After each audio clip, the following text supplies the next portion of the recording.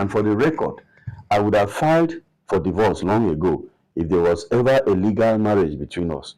We were never married. Welcome to this video. Today we are talking about Regina Daniel and Ned Nwoko. The marriage, celebrity marriage with a senator. And looking from a distance, it appears everything was perfect with the marriage. And like most Nigerians have been saying in the past few days, it is better to cry in a Lamborghini or a Bentley or a Benz than to cry probably in no car or no big place. So I think that was an analogy given by Regina Daniel when she was trying to get married to Ned Nwoko a few years ago. And of recent, there have been stories trending online everywhere. So recently, let's go straight to the point. Recently, Ned Nwoko came out and give us a lengthy post on X, formerly Twitter. He gave us a lengthy post about the wife, drug-related issues, the in-laws intervening in his home. So don't worry, I'm going to read part of his post. And then I think Regina Daniel had also released his own version of the story. He accused the husband of being behind her drug issues, that the husband has been raping her, inducing her with drugs, and then raping her in the process. So that her drug addiction is actually caused by the husband.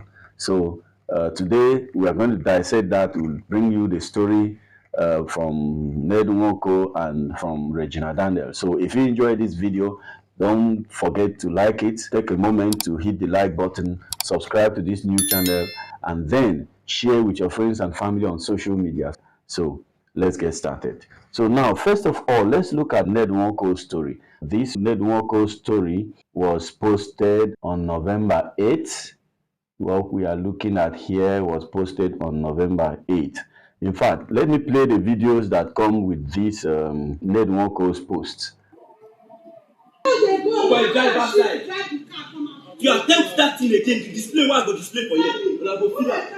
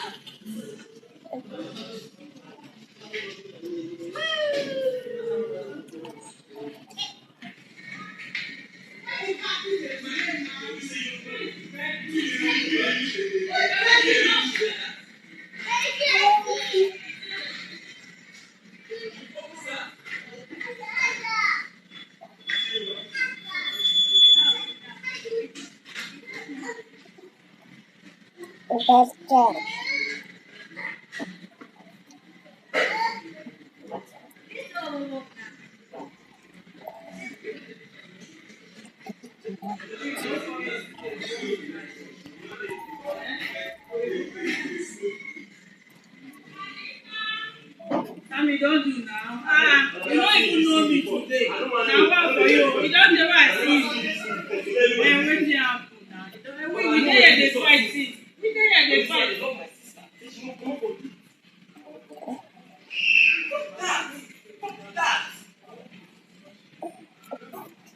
Disrespect is that? That is an insult. You see, they look at it, they insult her. I mean, you don't know that it's Daniel. You don't know she. They not for here, they will kill you.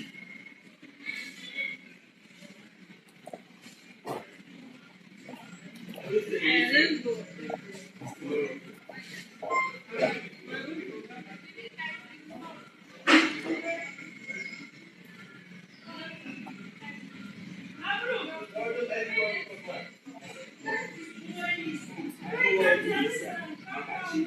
So let's look at the second video. There were two videos posted. Okay, this is the second video. the brother is seen forcing, encouraging her to go out, to go and enter the car and go to wherever she wants to go. So I think maybe the post from the husband is going to clarify what was actually happening here.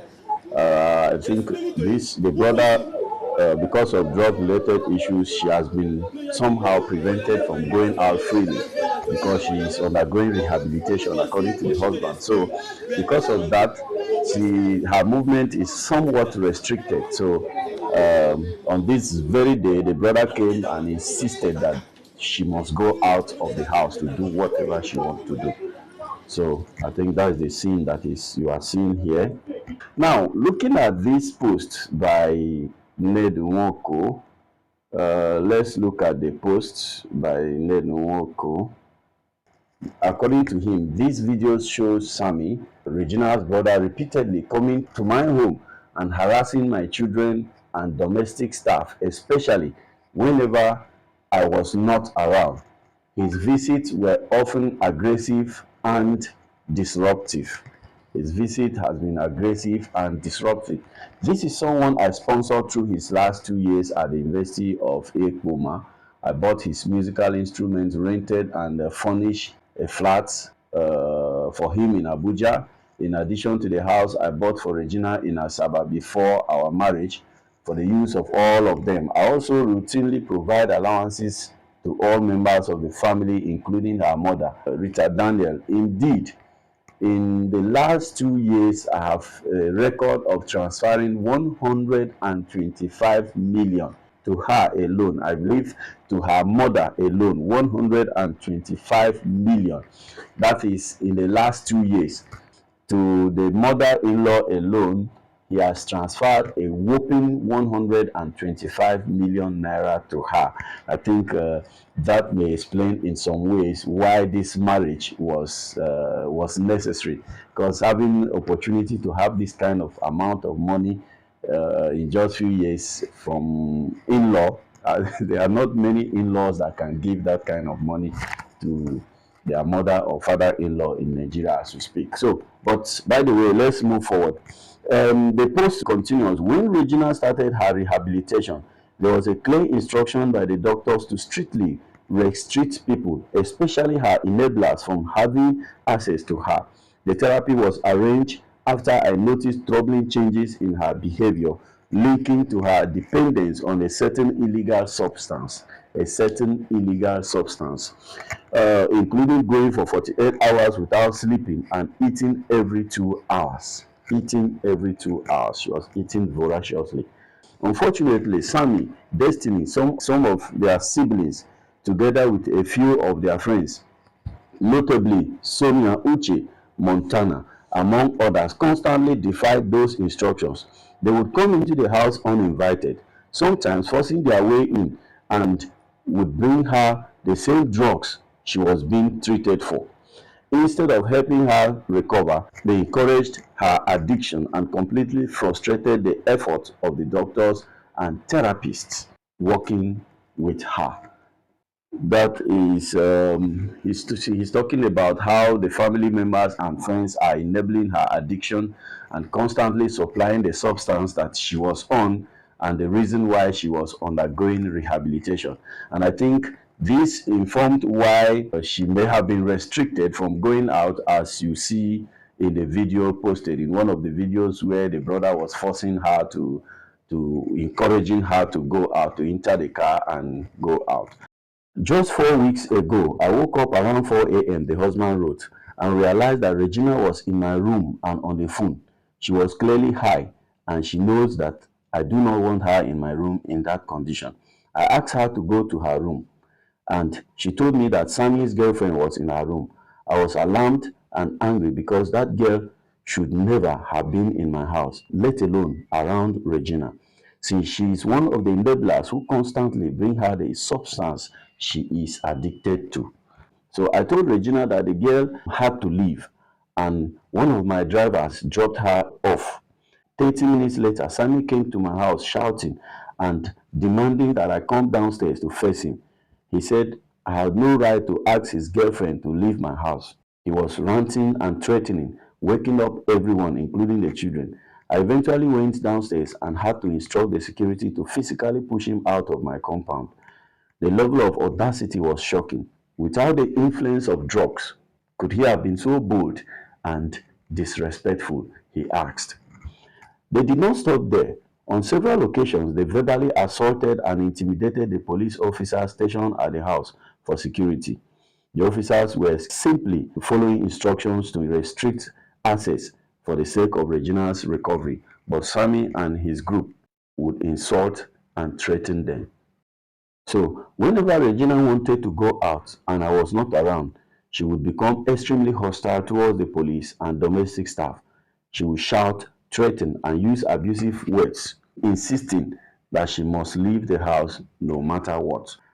According to him, there were at least two serious incidents where she left home in the evening and did not return until the next day.